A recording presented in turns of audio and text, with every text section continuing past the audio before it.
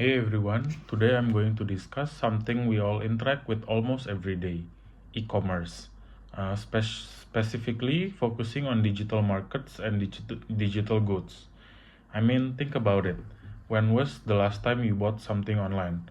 Probably this week, right? Whether it's ordering food, buying clothes, or downloading an app. We we are constantly participating in digital markets without even thinking about it. Okay, so let's start with the basic. E-commerce or electronic commerce is buying and selling stuff over the internet, but it is always more complex than just shopping online. We're talking about entire digital ecosystem where business, consumer, and even government interact to exchange good, service, and information. There are different types of e-commerce models that we should know. You've got B2C, that's business to consumer, like when you buy something from Amazon. There's a B2B or business to business, which is when companies buy supplies from other companies online. And also there is C2C or consumer to consumer. Think eBay or Facebook Marketplace, where regular people sell to each other. And don't forget about C2B, where consumer sells to businesses, like when you sell your photo to stock photo website. Okay, so what really interesting is how fast this thing has grown. Like my parents still remember when buying clothes online seems a bit sketchy, and now it's completely normal. The pandemic of COVID-19 also accelerated it too. Suddenly, everyone was shopping online, even people who never did it before, like me. So, okay, now we talk about digital markets. We're not just talking about website where you can buy things.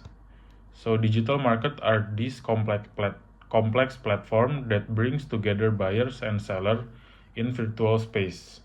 Think about it. Amazon isn't just a store, it's a marketplace where millions of seller can reach millions of buyer. What digital markets so powerful is something called network effect. Basically, the more people who use the platform, the more valuable it becomes to everyone. Like for example, Uber is more useful when there are more drivers and more passengers. Same with eBay. The more sellers there are, the better selection buyer have, which attract more, which attract more buyer, which attract more sellers. It's kind of a snowball effect. Digital markets also have some unique characteristic that traditionally markets don't have. First, they can operate 24/7. There is no closing time in online store. Second, they can reach global audience instantly. A small business in rural America can sell to someone in Japan just as easily as they're in a neighborhood. Third, the cost of reaching additional customer is often really low compared to physical store. But there were but here's where it's get interesting from the economic perspective. Digital markets often tends towards monopolization because of those networks of effects I mentioned, and because there are huge economies of scale in tech, we often see one or two platform dominating entire categories. Like when you think about online search, you think about Google, social media, Facebook and Instagram. Online shopping in Indonesia, Shopee, or in other countries, Amazon that dominates the market. Okay, so alright, now we are talking about digital goods, which are honestly pretty fascinating from an economic standpoint. Digital goods are products that exist in digital form, like software, music, movie, ebook, online courses, even things like in-game items or NFT. What's interesting about digital goods is their cost structure. Once you create digital goods like a song or a piece of software, the marginal cost of producing additional copies is basically zero. I mean, it costs Spotify essentially nothing to let one person stream a song. This is totally different from physical good, where each additional unit costs money produced.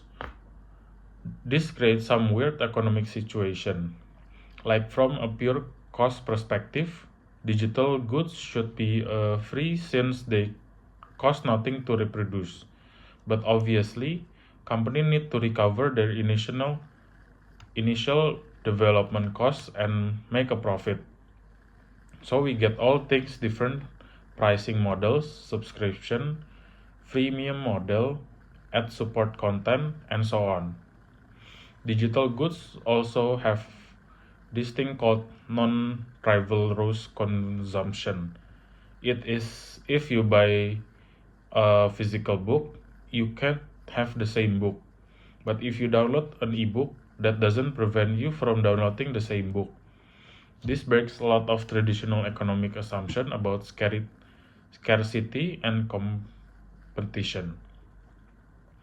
So the business model in digital commerce are pretty diverse and honestly sometimes pretty creative.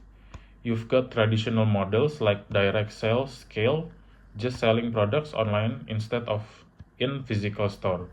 But then you have platform models where companies like Amazon or Etsy take a cut of the transaction between other parties. Subscription models are huge now.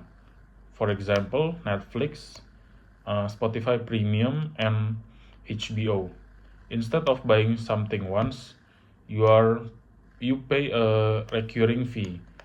This is a great business because it provides predictable revenue, but it can add up for consumer pretty quick. Then there are advertising-based model.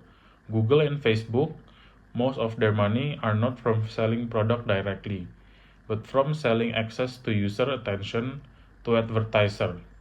Your data become the product in a way. Freemium is an interesting model. You give away a basic version for free and charge for premium feature.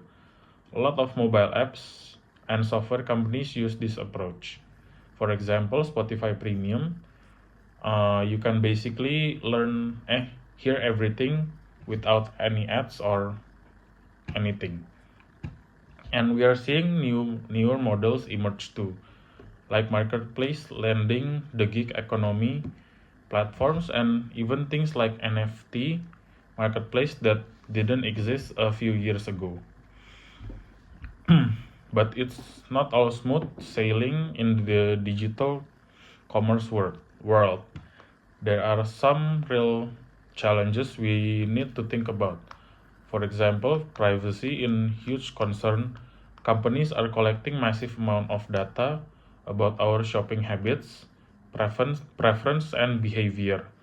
Sometimes this is helpful, like when Amazon recommended product you want, but it also feel pretty invasive. Okay, so market concentration is also a big issue. When a few big company control most of the market, they have they have enormous power over both seller and consumer. Small businesses often have to play by the rules set by Amazon or Google. Even those rules aren't always fair.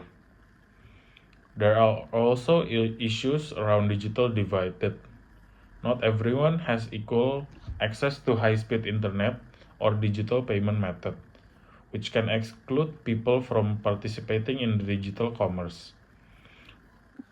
So, where does this all leave us? Digital markets and digital goods have fundamentally changed how we think about commerce and economics. We're living in this transition period where digital and physical commerce coexist, but digital is becoming more dominant. Understanding this concept isn't just academic; It affects how we shop, work, interact with the economic every day. Whether you are thinking about starting a business, choosing a career, or just being more informed consumer, knowing how digital markets work is pretty essential. The cool thing is this field is still evolving rapidly. New technologies like AI, blockchain, and augmented reality are going to continue changing how digital commerce works. So what we're learning now is just the foundation. There are more exciting development ahead. Thank you for watching, and I hope this gave you a better understanding of how digital markets and digital goods are reshaping our economy.